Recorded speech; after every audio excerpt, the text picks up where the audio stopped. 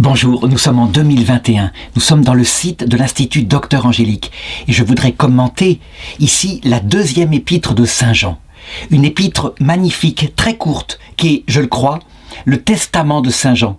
Alors évidemment, si on regarde pour Pierre, son testament, on le trouve avec l'annonce de sa mort dans la deuxième épître de Pierre.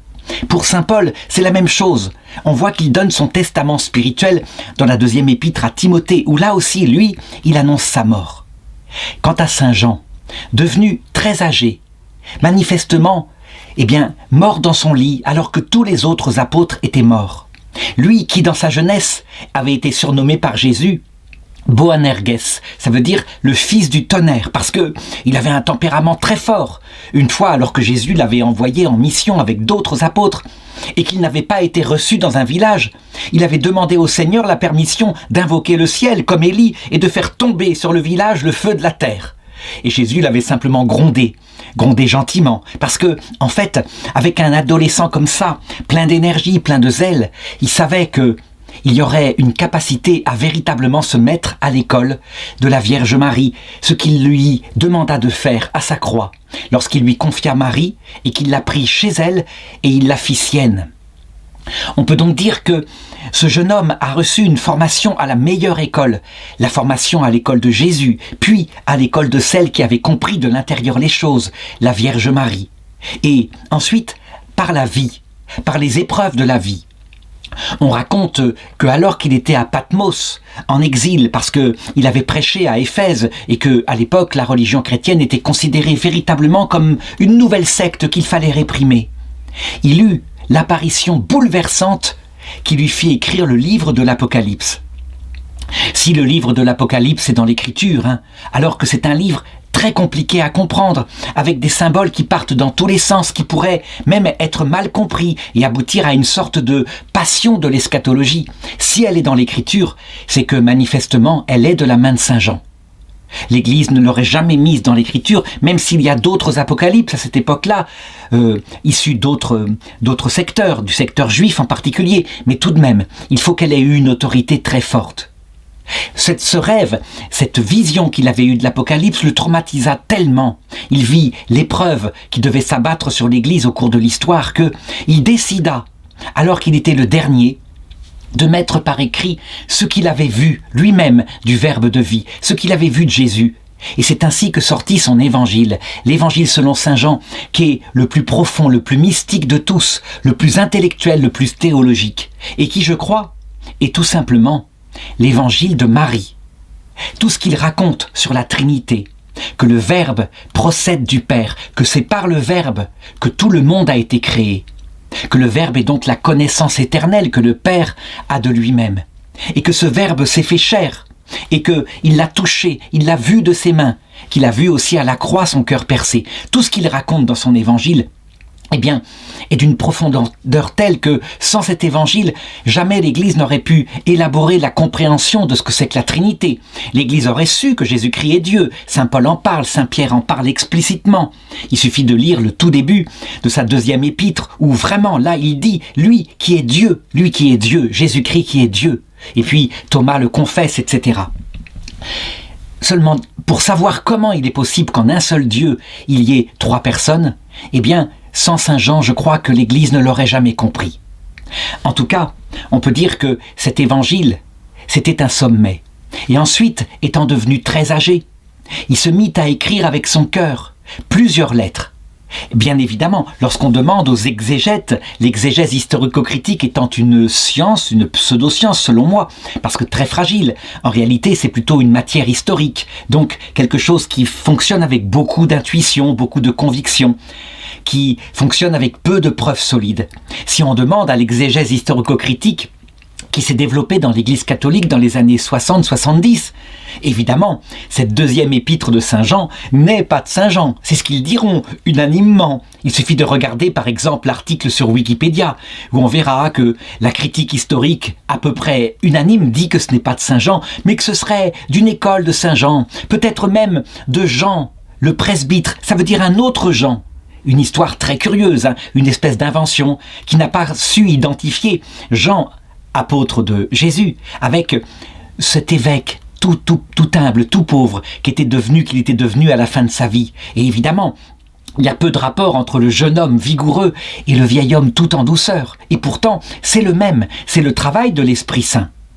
Eh bien, donc cette exégèse déclara qu'elle n'était pas de Saint Jean, mais fondamentalement, si elle a été mise dans l'Écriture, peut-être que effectivement l'Église a pu se faire tromper, c'est possible, mais il y a peu de chance. En général, les lettres issues de ceux qui avaient été témoins directs de la prédication de Jésus étaient précieusement gardées. Et même s'il était possible, à cette époque-là, que certains, prêtent aux riches, c'est-à-dire attribuent des lettres qu'ils écrivaient eux-mêmes, on y retrouve dans cette lettre-là le ton profond qu'on voit dans la première épître de Saint Jean. Et donc, je vais prendre le pari, en suivant la décision de l'Église, lorsqu'elle définit le canon de l'Écriture, que c'est une lettre authentique de Saint Jean, qu'elle est écrite par lui, et que, véritablement, il y laisse son testament spirituel. Alors, je vais la commenter, mais véritablement, cette introduction peut permettre de comprendre que ce ne sera pas un commentaire d'exégèse historico-critique. Ça n'a pas beaucoup d'intérêt. Je crois qu'il faut le dire, même si c'est intéressant, Sainte Thérèse de l'Enfant Jésus le disait elle-même. J'aurais aimé apprendre le grec, le latin, apprendre aussi l'hébreu, et de quelle manière je me serais intéressé aux textes eux-mêmes pour mieux les comprendre, pour mieux percer les volontés de mon Seigneur. Oui, c'est vrai, on peut faire de l'exégèse historico-critique, ça a un certain intérêt, mais le but, c'est l'exégèse spirituelle. Et maintenant, je dirais, à notre époque, pour contourner le fait qu'on ne fait pas beaucoup d'exégèse, il faut simplement avoir plusieurs traductions de la Bible et les confronter quand on a un doute. Et à ce moment-là, on peut dire qu'on a les meilleurs traducteurs, des gens formés, qui nous donnent véritablement la manière de comprendre ces textes, des manières un peu différentes. Alors, voilà d'abord comment commence ce texte. C'est une adresse étonnante qui a fait dire à certains exégètes que c'est la seule lettre qui serait adressée à une femme. Moi, l'Ancien, à la dame élue et à ses enfants, que j'aime en vérité, non pas moi seulement, mais tous ceux qui ont connu la vérité, en raison de la vérité qui demeure en nous et restera avec nous éternellement. Avec nous seront grâce, miséricorde, paix, de la part de Dieu le Père et de la part de Jésus-Christ, le Fils du Père, en vérité et amour. Rien que dans cette adresse-là, je crois que on a pratiquement tout le résumé de l'épître. D'abord, est-ce que la dame élue et à ses enfants à qui il s'adresse est une dame? En fait, quand on connaît bien Saint Jean, quand on voit la méditation profonde qu'il a eue et ce qui lui est arrivé à la croix, où il a constaté, il a vu de ses yeux que Notre-Dame, Marie, qui était partie vers le ciel depuis longtemps, mais Notre-Dame était ce moment-là, l'Église tout entière. Elle était présente, elle savait ce qui se passait. Et c'est à partir d'elle, lorsque le Christ est ensuite monté au ciel, que, étant présente avec les apôtres dans le cénacle, est née la totalité de l'Église qu'elle a portée par ses enseignements très humbles au début, qu'elle a enseigné, à qui elle a rappelé toutes choses. On peut donc dire que l'Église catholique en entier est résumée au début à la croix dans la personne de la Vierge Marie, puisque même lui, Jean, ne croyait plus. Il était là par amitié, c'était possible, il ne portait sans doute pas de barbe, il était adolescent. Et la preuve qu'il avait perdu la foi, c'est qu'il la retrouva lorsque, en allant au tombeau, alors que Marie-Madeleine leur avait annoncé qu'elle l'avait vu vivant, il remarqua le linceul qui était comme affaissé à l'endroit où était le corps. Et là, il vit et il crut. En tout cas, Marie, elle, n'avait jamais douté. Et donc, parce que saint Paul lui-même avait développé ça dans ses épîtres, en disant par exemple, dans l'épître aux Éphésiens, chapitre 5, verset 32, qu'il y a dans le mariage un sacrement de grande portée. En effet, je veux dire qu'il s'applique au Christ et à l'Église. Et donc, que Jésus lui-même, de manière mystérieuse de son vivant, avait toujours dit que l'Église était l'épouse, et que, lors de l'apparition qui lui avait fait écrire l'Apocalypse de Saint Jean, il avait vu que l'épouse, c'était l'Église, et que le Christ était en train de la purifier, de la préparer pour se l'unir pure et immaculée au ciel. Eh bien, on peut se dire, sans trop pousser les choses, que la dame en question, c'est l'Église. Il écrit à une église particulière et en fait à l'église tout entière. Notre-Dame, les cathédrales Notre-Dame qui ensuite ont été consacrées à la Vierge Marie sont aussi les cathédrales de Notre-Dame, l'épouse du Christ, l'église qui est en chemin sur la terre, qu'il est en train de purifier.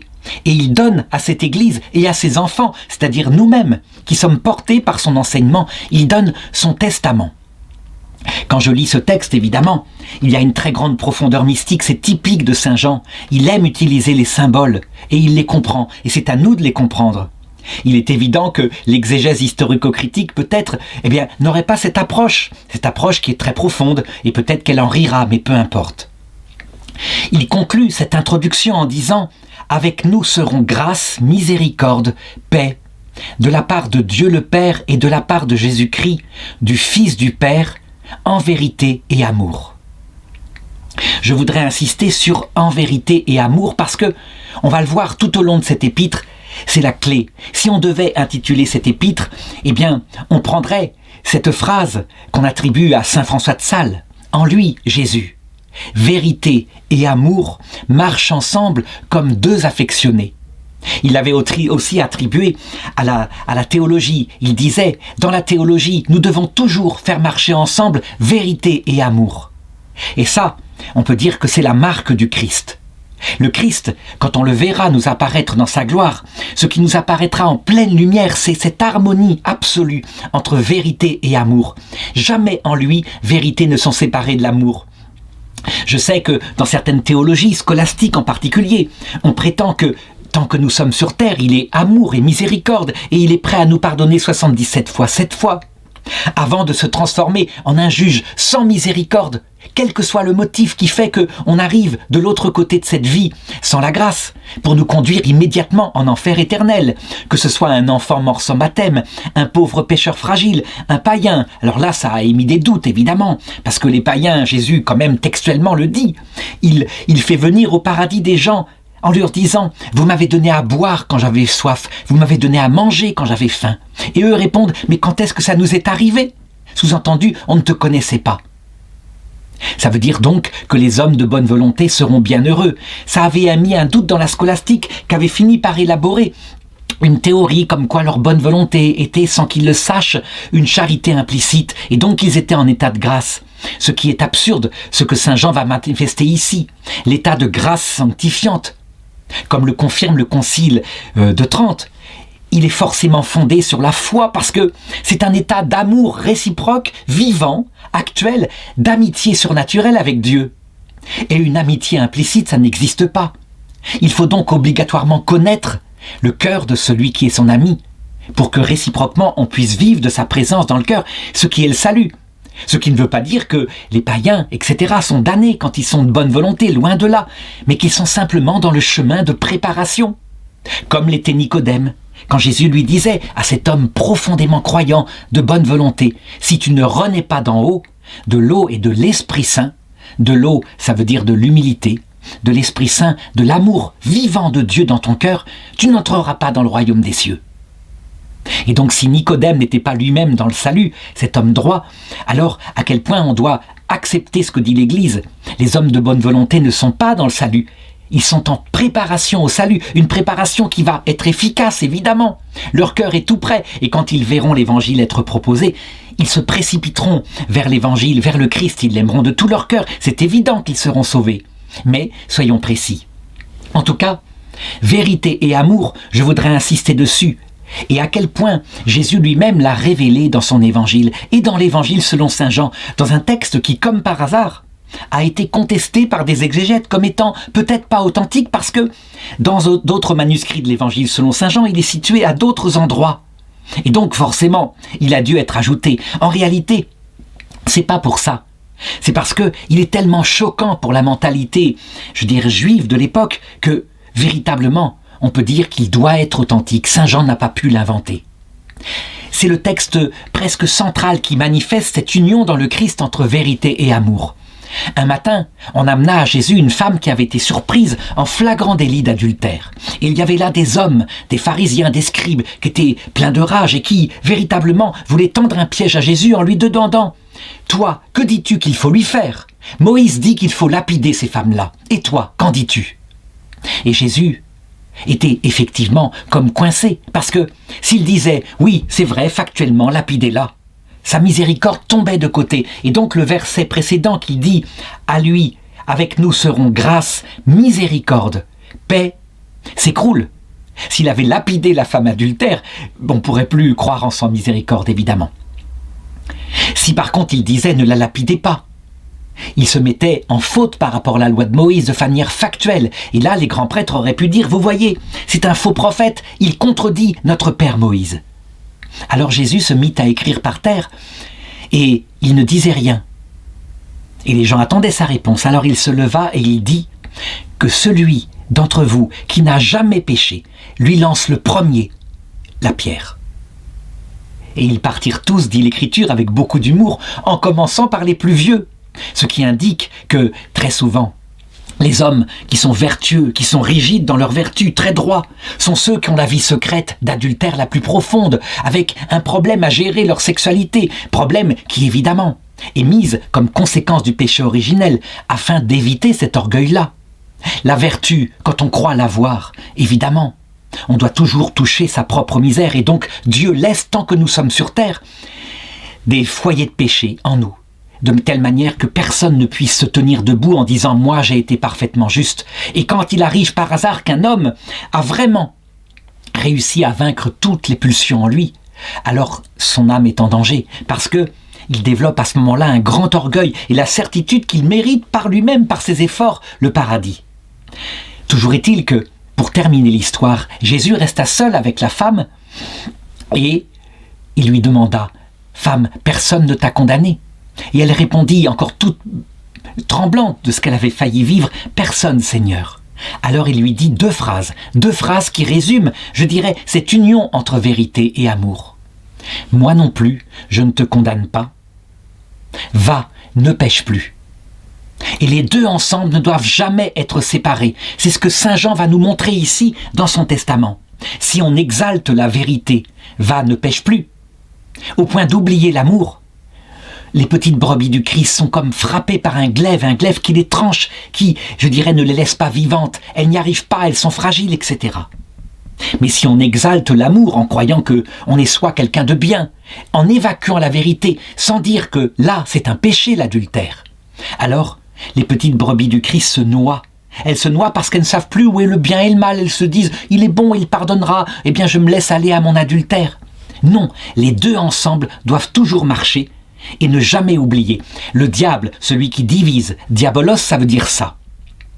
Il essaye toujours d'opposer dans l'Église les tenants de la vérité, qu'il déclare être des rigides, des doctrinaires, et de l'autre côté, les tenants de l'amour, que les rigides déclarent être des décadents, qui, au nom de la pastorale, de la miséricorde qui permet la croissance des petites brebis, permettent tout, et donc ils seraient laxistes. Pour éviter cette division dans l'Église qui ne vient pas de Dieu, qui vient du diable, alors il faut se rappeler que quand on exerce la miséricorde et qu'on dit à une personne qui pêche « mais le Seigneur te pardonne », ça ne marche que si on lui a dit la vérité. C'était un péché. Tu dois vraiment te réformer. Et pas de manière carrée, hein. Il y a des distinctions dans les péchés. La vérité, c'est que, par exemple, comme le dit le pape Jean-Paul II, dans Familiaris Consortio, on a le devoir de ne pas mettre dans le même paquet une femme, par exemple, qui a été trahie par son mari, qui est partie avec la maîtresse, qui est victime et qui, étant toute seule, a fini par se remarier. Et en comparaison, une femme qui, par exemple, alors qu'elle a un mari très gentil, tout à fait fidèle, l'aurait abandonné, plaqué, pour prendre un amant et se remarier avec lui. Il y a une grande différence entre une victime et une coupable. Donc il faut être intelligent, mais la vérité doit toujours être alliée avec l'amour. En tout cas, ce qui est remarquable dans la fin de cette vie de Saint Jean, apôtre, l'apôtre que Jésus préférait, c'est que les fruits du Saint-Esprit qu'il met en avant ici, et il aurait pu en mettre d'autres, sont d'abord grâce, miséricorde et paix. Et il les met en avant de la part de la Trinité. Certes, il ne parle pas de l'Esprit Saint directement, il parle de Dieu le Père et de la part de Jésus-Christ, le Fils éternel. On pourrait rajouter cela, il le dit dans son évangile, le Fils du Père. Il ne met pas en avant l'Esprit Saint qui est la présence, qui est la réalité de la personne, de l'amour jaillissant entre le Père et le Fils, donc qui est la troisième personne de la Trinité, et qui vient dans notre cœur secrètement. C'est lui qui nous apprend à prier, qui met le feu dans notre cœur lorsque nous prions. C'est l'Église qui, plus tard, le mettra en avant grâce à des textes de l'Évangile selon saint Jean en particulier, quand Jésus annonce qu'il enverra le Paraclète, le Consolateur, et qui manifestera lors de ses conciles qu'il est Dieu. Il faudra ensuite d'autres réflexions par les papes d'Occident pour dire qu'il n'est pas que l'amour du Père pour le Fils, mais aussi l'amour du Fils pour le Père, qu'il est un amour réciproque qui jaillit entre les deux. En tout cas, il met en avant vérité et amour, qui sont aussi des fruits du Saint-Esprit. Alors, à partir du verset 4, je voudrais aborder l'objet de cette lettre de Saint Jean, cette lettre très courte. Je me suis beaucoup réjoui d'avoir rencontré de tes enfants qui vivent dans la vérité, selon le commandement que nous avons reçu du Père. Et maintenant, Dame, bien que ce ne soit pas un commandement nouveau que je t'écris, mais celui que nous possédons depuis le début, je te le demande, aimons-nous les uns les autres. Voilà. Dans cette phrase, on a véritablement l'adresse entière. Les deux choses que saint Jean donne comme testament. D'abord, se réjouir qu'ils vivent dans la vérité. Et qui sont les enfants de la Dame? Ce sont les chrétiens, c'est-à-dire nous, qui sommes nous-mêmes des enfants de saint Jean, notre grand-père quelque part, celui qui nous a communiqué tout ce qu'il a reçu du Fils. Et cette vérité, elle s'exerce en premier dans le commandement. Je te le demande, aimons-nous les uns les autres. Je l'ai dit, vérité et amour sont inséparables. Je ne veux pas dire que la vérité ne porte pas aussi sur des dogmes comme la Trinité. Saint Jean va au contraire le montrer après. Mais que la vérité ultime qu'il montre ici, c'est que nous devons nous aimer les uns les autres. Et pourquoi ? Tout simplement parce que si le Fils de Dieu, Verbe éternel, envoyé par son Père, est mort pour ses enfants, qui à la croix pourtant passaient devant, et qui regardaient cet homme incapable de descendre de la croix, et qui ricanait en disant, lui qui disait qu'il était quelqu'un, manifestement, il est pitoyable, il n'arrive pas à enlever les clous. Descends donc de ta croix, nous croirons en toi, qu'il disait. Et s'il est mort pour ces gens-là, s'il a donné sa vie pour les attirer ensuite à lui et leur faire miséricorde, alors, si nous n'aimons pas nos propres ennemis, ceux qui nous font du mal bien moins que ceux qui se sont moqués de Jésus ce jour-là, comment pouvons-nous, parallèlement, dire que nous aimons Dieu ? Ce serait aberrant. C'est comme si, par exemple, on prétendait qu'on aime son propre père, et qu'on déteste et qu'on fait du mal, et qu'on exécute éventuellement nos frères et sœurs, c'est-à-dire les enfants de notre Père. Ça n'irait pas. Donc, le commandement ultime qui se mettent dans le concret, c'est de s'aimer les uns les autres.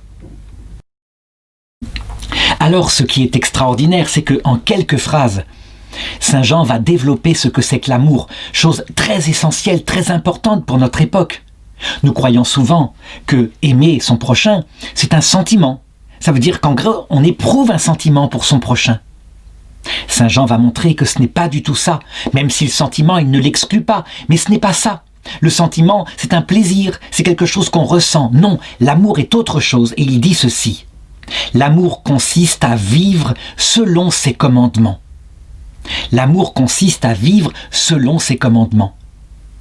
Je le dis souvent, on devrait presque donner à un moment donné un titre de docteur de l'Église à Dalida, la chanteuse. Pourquoi ? Parce que elle qui a vécu comme Marie-Madeleine de beaucoup de souffrances, beaucoup d'hommes qui l'ont abandonnée, elle le chantait à un moment donné. Parole, parole, parole. Tout ça, ce ne sont que des paroles. Quand tu dis que tu m'aimes et que tu ne fais rien en acte pour prouver que tu aimes, ce sont des paroles. L'amour n'est pas un sentiment, et elle a souffert de ça toute sa vie. L'amour devrait être un acte d'amour quand on aime quelqu'un et qu'on ne ressent plus rien, mais qu'on est là, présent, sans jamais l'abandonner. Jusqu'au bout, quoi qu'il arrive, malgré sa dépression, son mal-être, on aime en acte. Parce que on est dans la réalité. L'amour est donc un acte de la volonté porté par l'intelligence qui dit « Le Christ est mort pour cette personne que je n'aime pas, pour qui je n'éprouve pas beaucoup de sentiments. Mais comme il est mort pour elle, je lui ferai du bien, de toutes les façons possibles. Si je ne peux pas lui faire du bien en acte, par exemple en l'aidant, si elle meurt de faim, ou en lui apportant le Christ, si elle a soif du Christ, alors je le ferai au moins en priant pour elle. pour que, si elle doit se purifier pour entrer dans la vision béatifique, sa purification soit la plus douce, la plus rapide possible. Voilà ce que fait que l'amour. L'amour est donc un acte qui produit des actes. Et Saint Jacques va le dire avec un ton beaucoup moins doux que Saint Jean. Saint Jacques le dit, lui, si tu n'aimes pas ton prochain qui vient te demander à manger alors qu'il a faim et que tu lui dis « Je vais prier pour toi, ne compte sur ma prière quoi qu'il arrive, vraiment, et vous ne lui donnez pas à manger. » Mais où est votre foi qui n'agit pas? Elle est tout à fait vaine, elle ne sert à rien. L'amour est un acte. Voilà ce qu'il faut retenir. C'est une leçon très importante parce que c'est une leçon qui sert pour toutes les formes d'amour. Saint Jean parle ici évidemment de l'amour surnaturel de charité, qui est porté par la grâce de Dieu, qui nous fait aimer d'abord Dieu en acte, vivre de lui, et en conséquence dans le concret. Eh bien, aider notre prochain pour qui Dieu est mort. Mais c'est la même chose dans le mariage. Quand au début on tombe amoureux, qu'on est attiré par une belle jeune fille, et en même temps elle nous charme par sa grâce, qu'on a le cœur en feu. Tout ça, c'est un sentiment. Et si, après, en vivant avec elle, alors qu'elle se montre véritablement comme nous pensions, gentille, mais en même temps nous découvrons des défauts forcément, nous n'éprouvons moins de plaisir et que donc nous la larguons comme un chien, que nous l'abandonnons. Parce que, en fait, nous n'aimions que le plaisir qu'elle nous donnait. Nous ne l'aimions pas vraiment. Alors on peut dire qu'on ne l'a jamais aimée. C'est une chose grave que de croire que le sentiment c'est l'amour, alors que le sentiment est un des plaisirs donnés par l'amour, et il doit aboutir à un amour en acte, comme le dit Saint Jean. Alors Saint Jean continue son verset 6 en disant « Et le premier commandement, ainsi que vous l'avez appris dès le début, c'est que vous viviez dans l'amour. » Là, véritablement, il faut que je développe un point, même si Saint Jean ne le développe pas beaucoup ici. Le premier commandement est-il d'aimer Dieu, de tout son cœur, de toute son âme, de toute sa force? Ou est-il d'aimer son prochain, comme soi-même, comme le Christ l'a aimé? Eh bien, je vais dire encore une fois que c'est le diable qui oppose ces deux commandements, qui les divise. Mais qu'il y a un ordre dans ces deux commandements. À savoir que quand on est chrétien, quand on vit de la grâce de Dieu, le premier commandement qui est fondement du second, c'est d'aimer Dieu, véritablement. Pourquoi? Parce que quand on voit ce qu'il a fait pour nous, c'est un tel bouleversement de notre foi, une telle reconnaissance que la charité va naître et s'enflammer de là, aidée par l'Esprit Saint. Elle ne vient pas toute seule, c'est pas magique, il y a l'Esprit Saint qui vient dans notre cœur et qui nous aide à prier. Mais c'est l'amour de Dieu qui est la source vive de la vie. Je l'ai dit tout à l'heure, pas d'amour de charité implicite. L'amour de Dieu est explicite. Si on abandonne l'acte de l'amour de Dieu qui s'appelle l'oraison du cœur, le fait de lui parler de temps en temps, de vivre avec lui, de lui raconter, ça se passe quelquefois en silence, il y a plein de manières d'aimer. C'est comme une vie de couple quelque part, sauf que Dieu habite dans notre cœur et pas tout seul. Il vient avec les saints et les anges et nous pouvons véritablement avoir père, mère, frère, sœur avec nous toujours, sans jamais être seuls.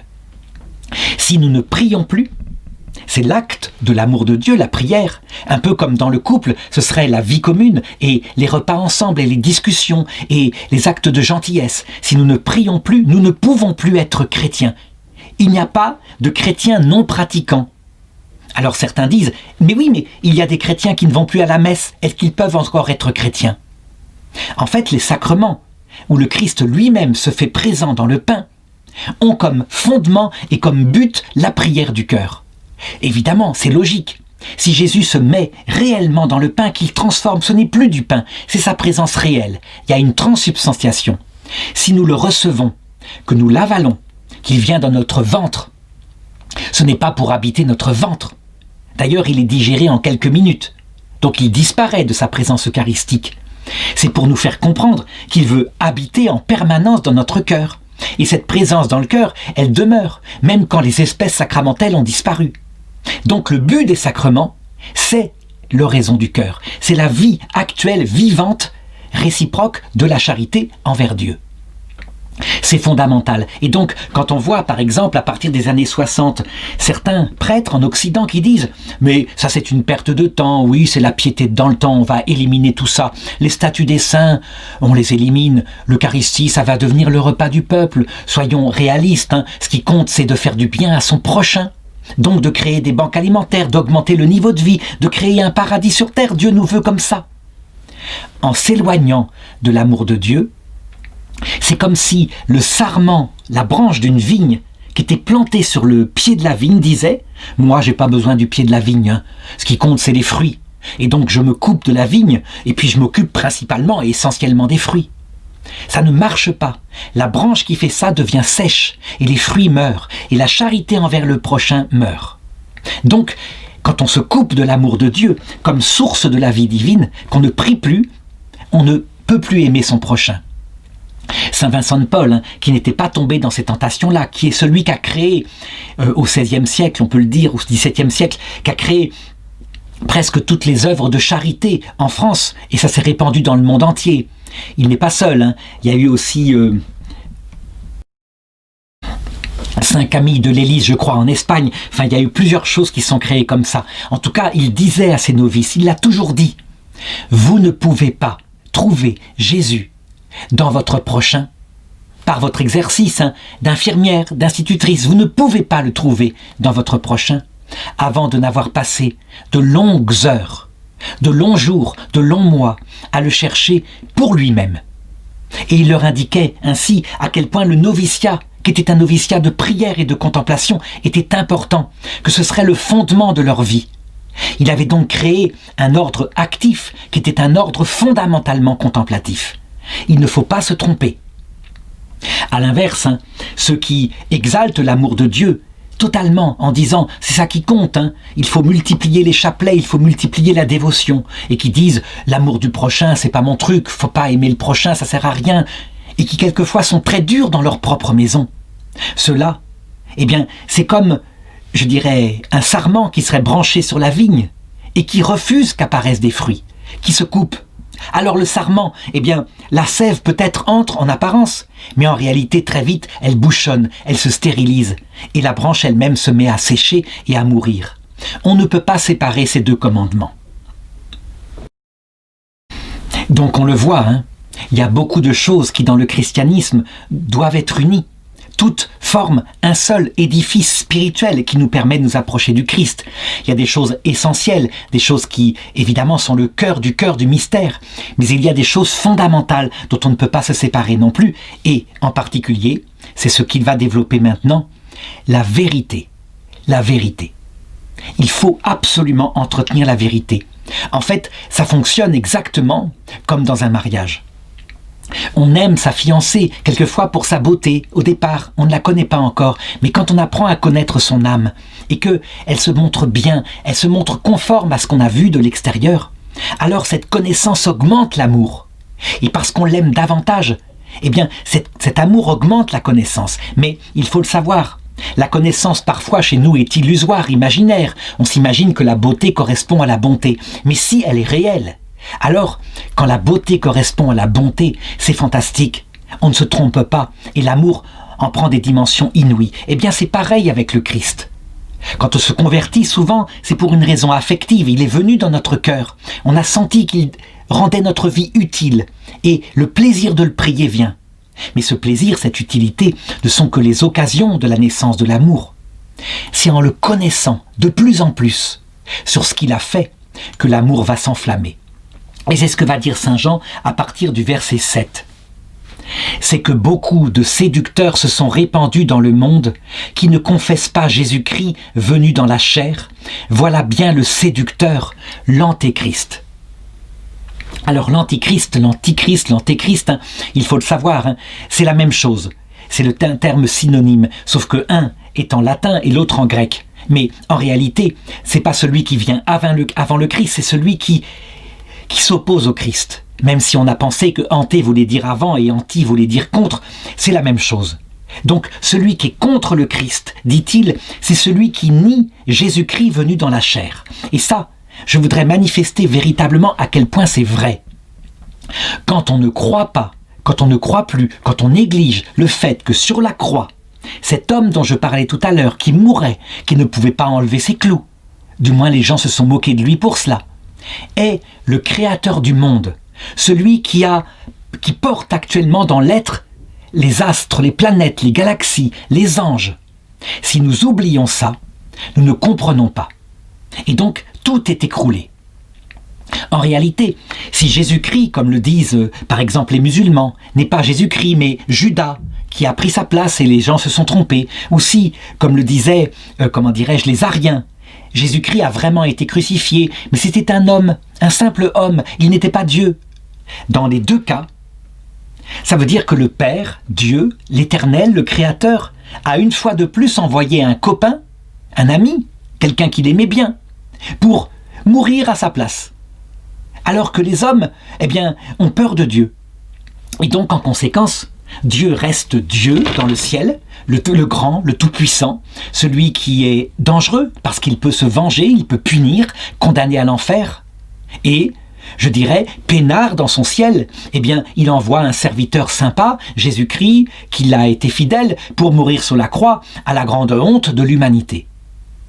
Si par contre, Jésus-Christ est vraiment le créateur du monde, il est le Verbe éternel du Père. Ça veut dire que le Père se contemple éternellement lui-même et sa contemplation, qu'on appelle son Verbe, est parfaite, donc absolument identique à lui-même. Il aime son Fils infiniment et cet amour entre les deux qui jaillit, c'est le Saint-Esprit, donc Dieu lui-même, la troisième personne de la Trinité. Si Jésus-Christ est ce Verbe éternel, alors le Père, en l'envoyant, s'envoie lui-même, c'est sa propre contemplation. Et donc, c'est Dieu qui meurt sur la croix, en l'occurrence à travers la personne du Fils. Et dans ce cas-là, tout d'un coup, on ne peut plus avoir peur de Dieu. S'il avait craqué sur la croix, comme j'aurais craqué moi-même, si j'avais eu la puissance de Dieu, ça veut dire que les gars qui m'a passé devant et qui se moquaient, j'aurais fait sortir de mes mains un petit rayon laser, il y aurait eu un petit tas de cendres, ou deux, et puis comme ça, les autres, en couinant, seraient passés beaucoup plus respectueusement. C'est ce que j'aurais fait. Mais, du coup, personne n'aurait pu m'aimer comme le tout humble. C'est pas possible, parce que je ne le suis pas. Quand Jésus, qui est le Verbe éternel fait chair, ne fait pas ça à la croix, il révèle d'un coup son cœur. Et on ne peut plus se tromper. D'ailleurs, quelques minutes après, quand il meurt dans de grands cris, c'est-à-dire vivant nos souffrances jusqu'à l'ultime, ça veut dire y compris le désespoir que nous pouvons vivre, afin que nous comprenions que ce n'est pas pour nous écraser qu'il nous fait passer par là, mais c'est pour d'autres raisons que je vais indiquer tout à l'heure. Si jamais, il n'avait pas ça, nous n'aurions pas compris ça. Et quand le cœur de Jésus est percé à la croix, ce que saint Jean voit de ses yeux, et il insiste dans son évangile pour dire « je l'ai vu », pour dire à quel point c'est important. J'ai vu sortir de son côté du sang et de l'eau. Donc le cœur de Dieu est rendu visible. Évidemment, qu'est-ce qui est symbolisé par le sang ? Ça, on le sait depuis le début de l'Église, c'est factuel, on ne peut pas le nier. C'est un amour immense, absolu, total, que d'ailleurs saint Jean a sans cesse manifesté, en disant « il n'y a pas de plus grand amour que de donner sa vie pour ceux qu'on aime, et en l'occurrence ici des ennemis ». Mais on s'est toujours demandé ce que c'était que cette eau, qu'est-ce qu'elle symbolisait. Donc au niveau physiologique, c'est peut-être effectivement un liquide qui s'était accumulé dans sa poitrine, mais c'est pas ça l'important. C'est quoi symboliquement ? Quelle est l'eau, ce liquide absolument indispensable à la vie, sans quoi on ne peut pas vivre, et pourtant si humble qu'on ne voit même plus tellement il y en a, sauf quand on est dans le désert, et là vraiment elle est plus précieuse que l'or. Mais cette eau si humble, si peu reconnaissable à nous qui vivons dans des pays tempérés, au point que on la sacrifie pour faire n'importe quoi, des litres entiers, des centaines de litres dans une baignoire. Elle est le symbole, je crois, de cette deuxième qualité inouïe qui sort du cœur de Dieu, à savoir son immense, sa gigantesque et limpide humilité. Certains ont dit, mais non, il ne peut pas être humble, c'est en particulier saint Thomas d'Aquin. L'humilité, ça implique un abaissement de soi. Et Dieu, il n'a que les qualités qui impliquent la noblesse, la grandeur. Donc on ne peut pas dire que Dieu est humble. Il n'a pas tort. Donc il faut trouver autre chose. Et c'est seulement au XXe siècle qu'on va commencer à méditer ces choses-là et à se dire qu'il y a ici quelque chose de fort, quelque chose qu'il faut trouver en plus de l'amour, qui peut-être donnera la clé à toute la théologie. Comment se passent les relations éternelles en Dieu dans la Trinité ? Elles sont en fait stupéfiantes. On voit que Dieu se contemple lui-même, je l'ai dit tout à l'heure, mais qu'il donne à son Verbe un nom, un autre nom. Il l'appelle son Fils. C'est ce qui est marqué dans l'Évangile selon saint Jean ici. Et lui se nomme le Père. Or, le nom même de Père, ça n'indique pas une personne, ça indique plutôt une relation. Le Père n'existe que parce qu'il a un Fils. Et de même, un Fils n'est pas une personne autonome. Ça serait plutôt à ce moment-là Jean-Claude ou Georges. Non, le Fils, ça indique une relation pure au Père. En fait, par ces noms-là, Dieu révèle qu'il dit à son Fils « Je ne suis que par toi. Toi seul me donnes d'être Père. » Et le Fils dit à son Père éternellement « Je ne suis que ta connaissance. Je ne suis que par toi.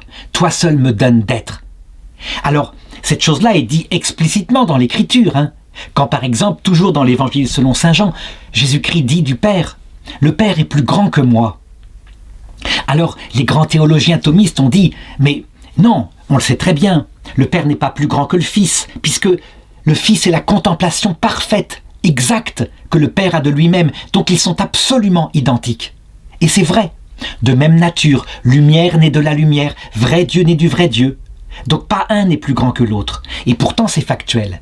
Donc saint Thomas d'Aquin en a conclu que Jésus parlait en tant qu'humanité. Sa nature humaine disait « le Père est plus grand que moi », ce qui est factuellement vrai. Mais ce qui n'allait pas, c'est qu'une nature humaine, ça ne parle pas. Quand Jésus parle, c'est comme personne, la personne du Verbe incarné. Et donc s'il dit « le Père est plus grand que moi », et s'il dit « tout ce que je fais, c'est par le Père que je le fais », et la date de la fin du monde, je ne la connais pas. Je ne la connais, dit-il, ou plutôt, c'est moi qui le dis, je traduis comme ça, que par le Père, parce qu'il n'est que la connaissance du Père. Ça veut dire en fait qu'il y a dans la Trinité un mystère qui n'est pas simplement de l'humilité, c'est plus que ça. C'est que chaque personne exalte l'autre au-dessus d'elle-même. Le Fils dit au Père « Je ne suis que par toi, je t'exalte, et je t'exalterai encore. » Quant au Père, il dit sans arrêt, quand sa voix se fait retentir sur terre dans l'Évangile selon saint Jean en général, mais aussi en saint Matthieu, « Je l'ai exalté, je l'exalterai encore, au-dessus de moi. » Et on voit le cœur, le secret du cœur de Dieu, un Dieu infiniment humble dont l'Esprit Saint dit « Je ne suis que leur amour, eux seuls comptent, écoutez-les, je vous conduirai à eux quand il vient dans notre cœur. » Dieu le Tout-Puissant, le Créateur des mondes, le révèle en Jésus-Christ lorsqu'il lave les pieds de ses disciples. « Oui, je suis le Maître et Seigneur et vous faites bien de le dire, et pourtant je vous ai lavé les pieds. » Il signifie par là une qualité unique, l'humilité infinie du cœur de Dieu. Et alors tout prend sens. Tout prend sens dans cette théologie catholique à son sommet. Il est évident que si nous sommes sur terre, là dans la misère qui nous laisse dans le silence un certain temps, ce n'est absolument pas pour nous détruire, bien au contraire, mais c'est parce que, devant un tel Dieu, une personne infinie, il faut certes l'aimer, c'est ce que dit saint Jean ici, mais il y a une autre qualité qu'il est nécessaire d'acquérir, sans quoi on ne peut pas le voir face à face. On ne peut pas supporter de voir l'être suprême, créateur du monde, avec les qualités immenses, qui est infiniment humble, qui se met au-dessous de nous pour nous élever. Si nous-mêmes nous arrivons devant lui en disant « quand même, tu as vu, j'ai gagné la médaille d'argent aux Jeux Olympiques, je suis le crapaud qui saute le plus haut des hôtes de ces bois. » Donc, avec une fierté sur des choses qui nous paraîtront tellement ridicules en comparaison de l'immense humilité de ce Dieu. Et donc certains se disaient, donc il est impossible de voir Dieu, on ne supportera pas. On sera tellement ridicule avec nos petits exploits. En réalité, bien sûr que si, on pourra le voir, mais pour supporter la vision béatifique, il faut absolument développer en soi un cœur tout petit, sans illusion, tout humble, qui accepte de se faire sauver, d'être pris dans les bras de Dieu, d'être emmené. Et ça ne veut pas dire qu'il ne faut pas vouloir cette chose-là. Nous, de notre côté, on doit travailler, être actifs. Si, encore une fois, on séparait ce que j'ai dit au début, à savoir aimer en acte son prochain, en disant « mais non, puisque nous sommes incapables de rien, je me mets dans les bras de Dieu, je ne fais rien, je suis passif, et comme ça je suis kénose, et il m'emmènera dans la vie éternelle. » On sépare ce que Dieu a uni. On doit avoir cette attitude de compréhension de la kénose, de l'amour de Dieu, du fait que Dieu est mort sur la croix, et en conséquence appliquer ses commandements, comme il le dit. En tout cas, vraiment, on le voit, si on supprime la foi dans la divinité du Christ, la foi dans son incarnation du Verbe, la foi que c'est le Christ qui à la croix est mort, que c'est lui qui est ressuscité, on ruine tout l'édifice de la charité. On ne peut plus aimer Dieu dans le cœur à cœur. Il devient de nouveau le Dieu inquiétant, qu'on ne comprend pas vraiment. On devient musulman, en ce sens que on aime Dieu comme un serviteur prosterné devant le grand maître, qu'on ne peut pas fréquenter dans le cœur à cœur, sauf quelques exceptions qu'essayent de faire les soufis, mais c'est assez rare, et aussi quelques chiites. Donc, verset 8. « Ayez les yeux sur vous, pour ne pas perdre le fruit de nos travaux, mais recevoir au contraire la pleine récompense. Quiconque va plus avant et ne demeure pas dans la doctrine du Christ, ne possède pas Dieu. Celui qui demeure dans la doctrine, c'est lui qui possède le Père et le Fils. » Voilà l'intérêt profond, quand on a découvert la foi, qu'on a été saisi par l'amour, de faire de la théologie, de chercher la vérité, de le chercher pas n'importe comment. Il ne sert à rien de faire de la théologie, je dirais, culturelle. Ça veut dire qu'ils vont nous apprendre, par exemple avec l'exégèse historico-critique, que peut-être cet épître est de l'école de Saint Jean. Peu important. Non, la théologie qu'il faut faire, c'est celle que saint François d'Assise avait appréciée quand il l'avait entendue prêcher par saint Antoine de Padoue. Une théologie qui amène à aimer Dieu. Une théologie qui va nourrir l'intelligence avec des concepts très précis. Donc ne pas hésiter à faire du saint Thomas d'Aquin. Même si les glacés, rationnels, extrêmement rigoureux. Mais faire du saint Thomas d'Aquin à genoux, en priant le chapelet, à chaque article de saint Thomas d'Aquin, afin que on ne se fasse pas prendre par la séduction de la rationalité pure, mais qu'on mette cette rationalité au service de la croissance de l'amour. En tout cas, je dirais c'est fondamental. Et d'ailleurs, je voudrais bien montrer quelque chose qui va, je crois, mettre précisément de côté cette espèce de théologie qui est sortie depuis quelque temps, qu'on appellera la théologie de la charité implicite, qui est une théologie de bonne volonté, qui est sortie dans les années du XXe siècle. Parce que on se disait, c'était surtout les thomistes qui disaient ça, c'est-à-dire ceux qui aimaient saint Thomas d'Aquin, on se disait, c'est vrai qu'il y a un tel amour dans le Christ que ce n'est pas possible que, après la mort, quelqu'un qui n'a jamais entendu parler du Christ, qui est de bonne volonté, soit en enfer. Parce qu'il est mort sans la grâce. Et ils avaient bien raison.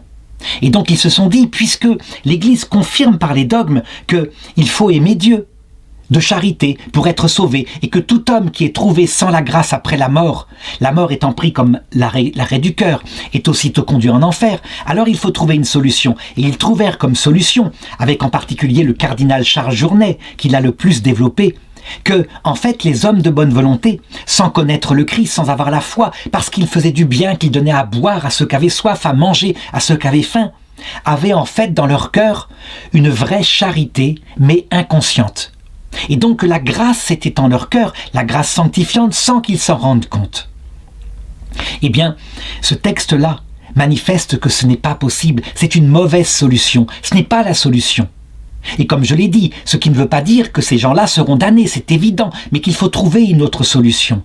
D'ailleurs, c'est confirmé par la foi de l'Église. Par exemple, pour bien montrer ce qui est arrivé au IVe siècle avec saint Athanase, qui ne fut jamais pape, qui fut simple patriarche d'Alexandrie, mais qui reprit ce que saint Jean dit ici dans son épître, à quel point on ne peut pas avoir la charité si on ne garde pas la doctrine du Christ.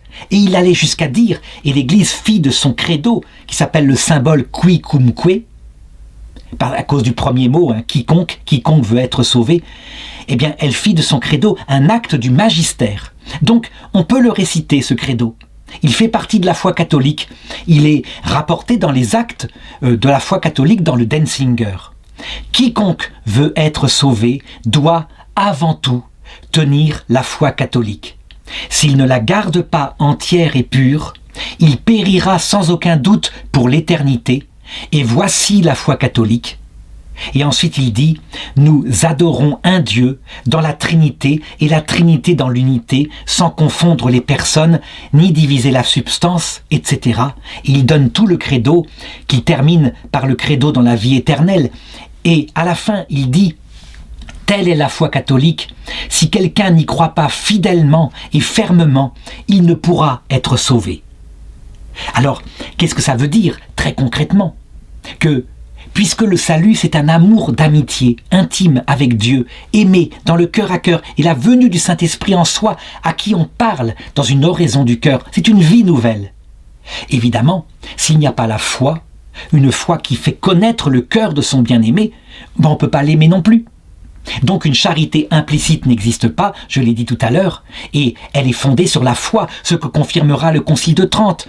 En donnant raison à Luther sur ce point-là, la foi est nécessaire pour être sauvé, une foi explicite, même si elle donnera tort à Luther qui disait « la foi suffit ». Et l'Église dira non, la foi, c'est la porte de la charité, comme la connaissance de sa bien-aimée est la porte de l'amour qu'on a pour sa bien-aimée. Donc, on retombe sur une théologie complète, où on le voit. C'est une vie nouvelle, fondée sur la foi. La grâce de Dieu, à ce moment-là, vient nous élever. Elle nous porte à la charité, elle nous fait l'aimer cœur à cœur. Mais alors, justement, quel est le problème? Comment sont sauvés ceux qui n'ont jamais entendu parler de Jésus? Les choses sont très simples. D'abord parce que Jésus, il ne tend pas un piège à ses enfants, il est mort pour tous ses enfants.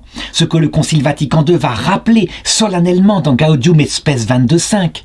Nous devons tenir que Dieu offrira à tout homme la possibilité d'entrer dans ce mystère pascal, ça veut dire dans ce salut, par un moyen connu de lui.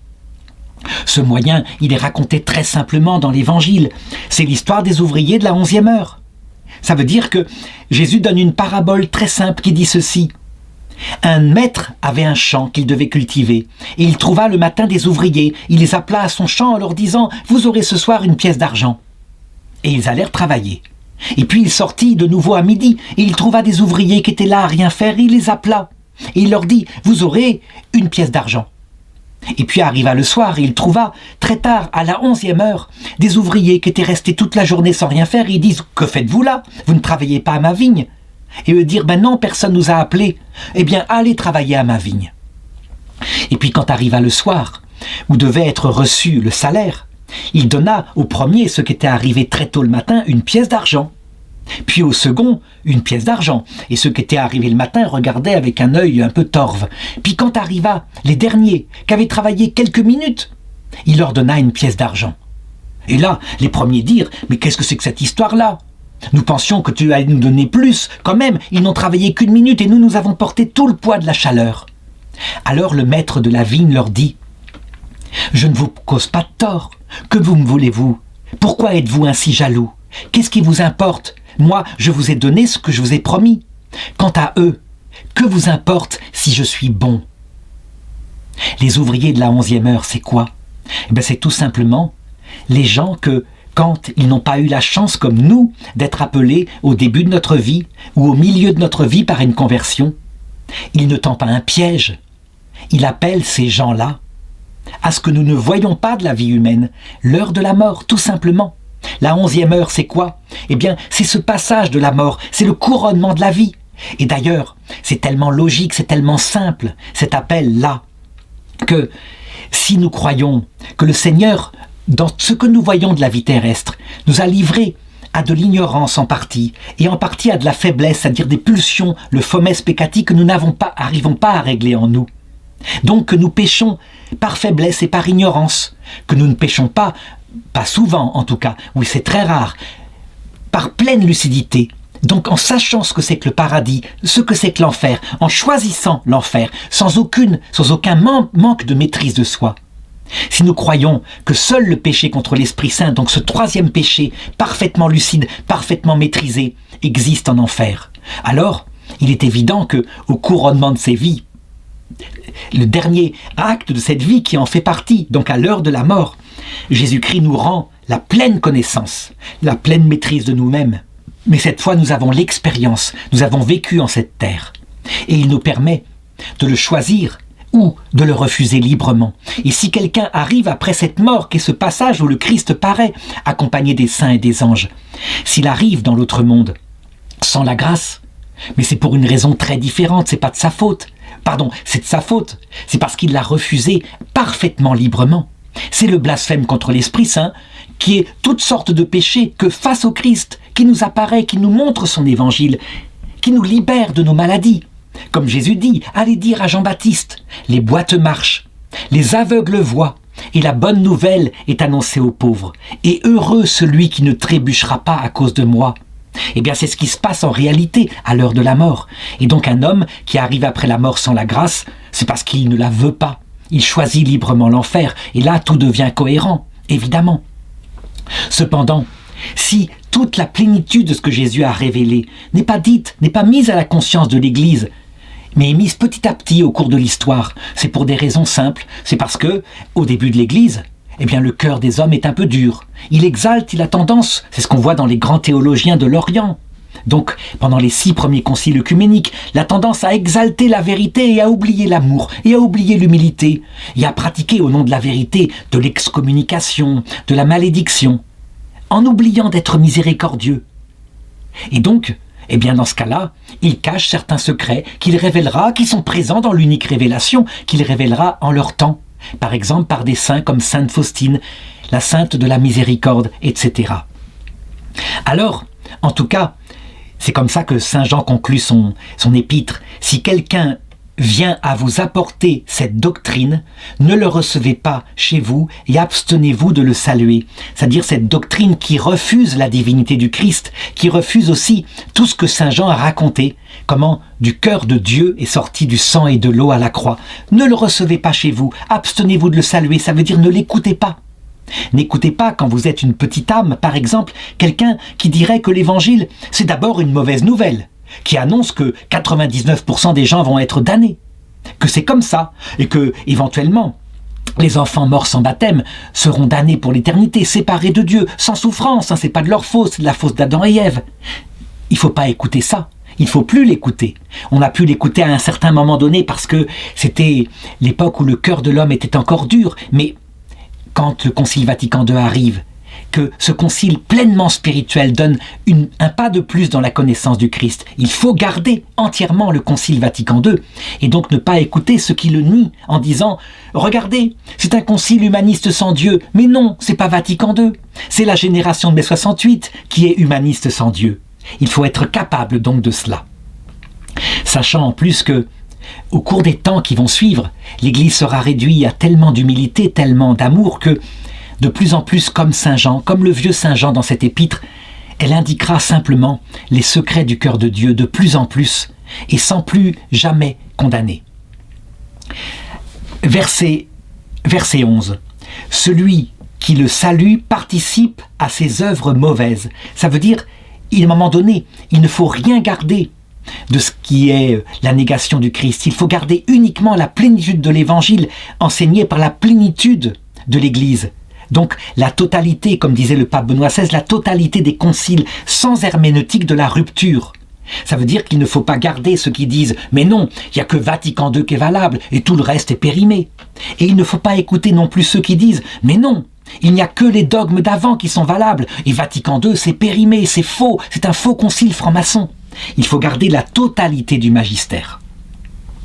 Verset 12. Ayant beaucoup de choses à vous écrire, j'ai préféré ne pas le faire avec du papier et de l'encre, mais j'espère vous rejoindre et vous parler de vive voix, afin que notre joie soit complète. Saint Jean est parti au ciel sans passer par le martyre. Jésus d'ailleurs l'avait annoncé et il l'écrit dans le chapitre 21 de son évangile. Pierre, se retournant, vit derrière lui le disciple que Jésus aimait, et il dit au Seigneur « Et lui, Seigneur ?» Et Jésus répondit « S'il me plaît qu'il demeure jusqu'à ce que je vienne, que t'importe? Toi, suis-moi. » Et la légende se répandit parmi les disciples que ce disciple-là, donc Saint Jean, ne mourrait pas. Mais Saint Jean proteste en disant dans son évangile « Non, il ne dit pas qu'il ne mourrait pas, mais il dit « S'il me plaît qu'il demeure jusqu'à ce que je vienne, que t'importe, suis-moi. » Saint Jean est le seul des apôtres qui est mort dans son lit. Et un jour, alors qu'il était devenu très âgé, eh bien, le Christ lui apparut. Il était sans doute dans son lit, il était couché, peut-être malade, et il a vu sa lumière brillante, la même qu'il avait vue lors de la transfiguration, lorsqu'il était sur la montagne sainte et qu'il était avec Pierre et Jacques. Et à ce moment-là, il se leva, il quitta son vieux corps et il partit avec lui. Il y avait à côté du Christ la Vierge Marie et aussi déjà plusieurs saints qui étaient là, dont ses compagnons apôtres qui étaient déjà morts avant lui, Pierre, Jacques et puis d'autres. Et il partit pour la vision béatifique. Quand Saint Jean dit « J'espère vous rejoindre et vous parler de vive voix afin que notre joie soit parfaite », il veut indiquer qu'il ne cesse pas, et pas seulement par ses lettres, mais il ne cesse pas de venir, de revenir nous voir, de venir nous indiquer ce secret qu'il a mis dans son évangile. Et malheureusement, les écrits sont morts, donc nous pouvons très bien ne pas les voir, les lire et ça glisse sur notre être. Mais lui, il demande pour nous l'Esprit Saint afin que nous prenions conscience de ce qui est présent dans cette deuxième épître de Saint Jean et qui est le secret ultime de son testament. Donc, vérité et amour marchent ensemble comme deux affectionnés. Et il faut garder absolument la vérité de la divinité du Christ notre Seigneur, mort sur la croix, dont le cœur a été percé, dont il est sorti du sang et de l'eau, donc une infinie humilité, pour comprendre l'Évangile. Celui qui garde la totalité de cet évangile, celui-là obtiendra la vie éternelle. Et dès cette terre, il s'enflammera par amour pour Dieu. Sa charité augmentera sans qu'il y ait de risque qu'il la perde. Enfin, il termine son épître au verset 13 en disant « Les enfants de ta sœur élue te saluent ». Il est possible que cette phrase mystérieuse qui, peut-être pour Saint Jean au sens littéral, voulait dire « de ta sœur Église d'Éphèse où je suis actuellement ». Les enfants de ta sœur Église qui est comme toi élue, qui a été approchée par le Christ, que le Christ a attiré à lui, te salue, donc tes frères chrétiens. Il est possible qu'il y ait ici un sens plus profond qu'il faut garder au cours des temps parce que Saint Jean, je l'ai dit, aimait les sens allégoriques. Les enfants de la sœur élue te saluent, qui est l'autre Église qui a gardé la totalité des mystères, qui évidemment n'a pas gardé le rôle du magistère du pape. Et sous ce rapport-là, peut-être, elle nous a donné la base et il faudrait qu'elle apprenne à aller jusqu'à l'absolu de la révélation, la mise en valeur de la révélation que continuent les papes à travers les conciles catholiques. Les enfants de la sœur élue, ce sont pour moi les orthodoxes. C'est l'Église orthodoxe. L'Église orthodoxe a véritablement, on lui doit les 7 premiers conciles œcuméniques, et même si le 7e a été aléatoire et fragile, il a fallu l'intervention du pape pour qu'il ne soit pas hérétique.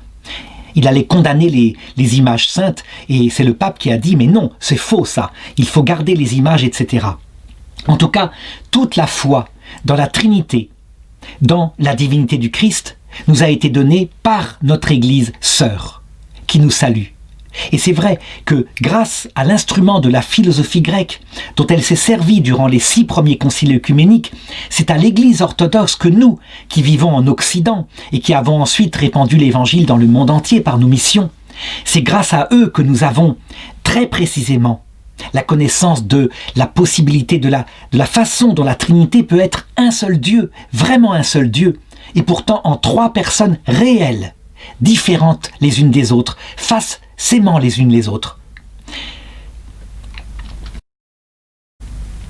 Et en même temps, absolument semblables dans leur essence, identiques, parfaitement Dieu. C'est grâce à l'Église d'Orient que nous savons qu'en fait, Dieu en lui, c'est un jaillissement de vérité. Il se connaît lui-même et d'amour réciproque avec sa propre vérité qui est la personne du Verbe. C'est grâce à cette Église-là que nous avons donc pu contempler que le Verbe est vraiment Dieu et qu'il s'est fait chair. Donc, on peut dire qu'il faut travailler vraiment et prier pour que cette séparation qui est due à l'orgueil de nos élites, il faut bien le reconnaître, quand nous avons exalté la vérité en la séparant un peu de l'amour et de l'humilité, il faut qu'un jour, en ces temps qui sont peut-être les derniers, l'Église se réunisse autour de la même foi. Peut-être que ça ne se fera qu'au ciel, que les divisions sont trop profondes, c'est possible. En tout cas, quoi qu'il en soit, nous devons savoir que dans l'autre monde, il n'y aura plus qu'un seul troupeau, un seul berger, parce que nous aurons vu le Christ face à face.